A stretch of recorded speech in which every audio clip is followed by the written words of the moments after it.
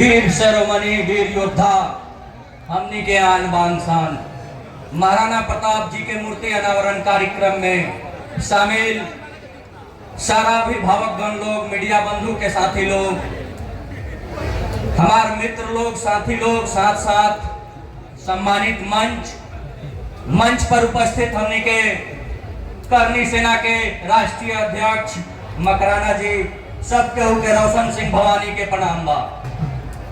आज हमनी के जौन सारण जिला में इतिहास रचे जा रहल बानी सन, ओकर साक्षी आज दाऊदपुर के धरती, पूर्व केंद्रीय मंत्री राम बहादुर बाबू के धरती, पूर्व मंत्री पंडित गिरीश तिवारी के धरती इस साक्ष्य बने जा रहल बा कि हमनी के आज इतिहास रचे जा रहल बानी सन।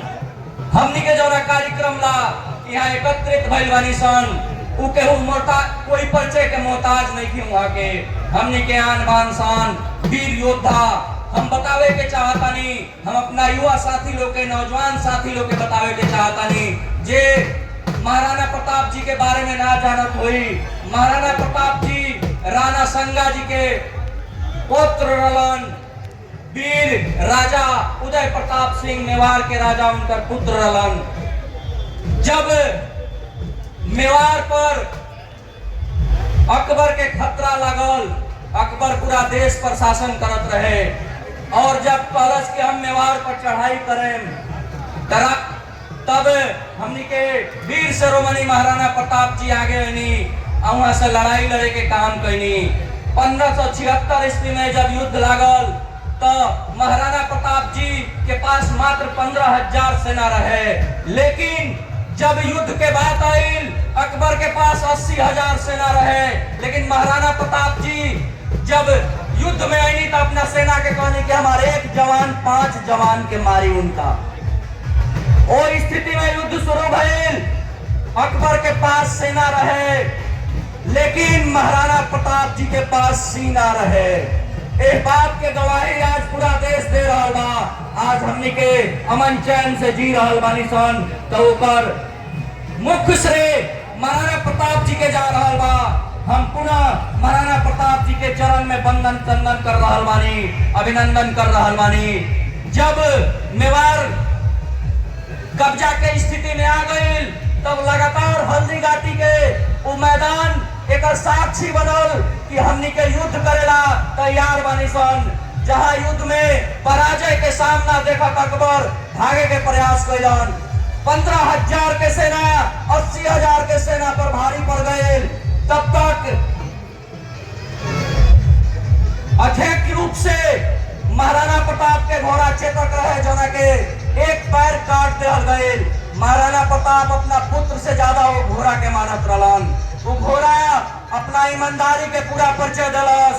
28 फीट नाला रहे, जना के पार करके महाराणा प्रताप के नाला के वो पार पहुंचा के बचावे के काम कैलस।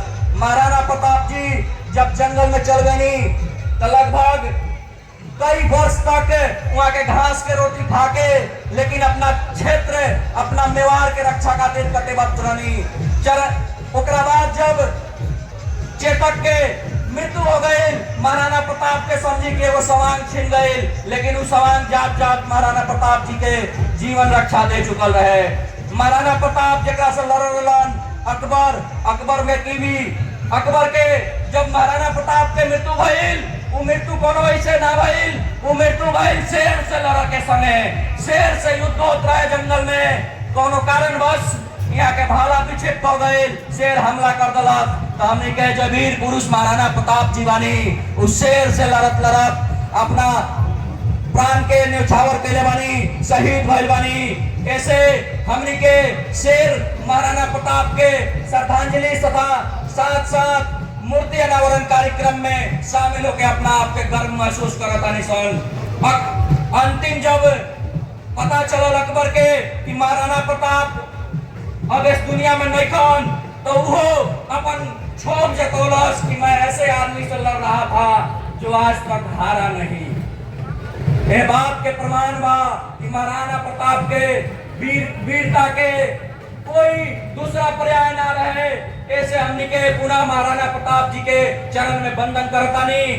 सारा सम्मानित मंच, बहुत सारा अतिथिगण यहाँ आवे वाला बारन, सबकर हार्दिक अभिनंदन बा, वंदन बा, स्वागत बा।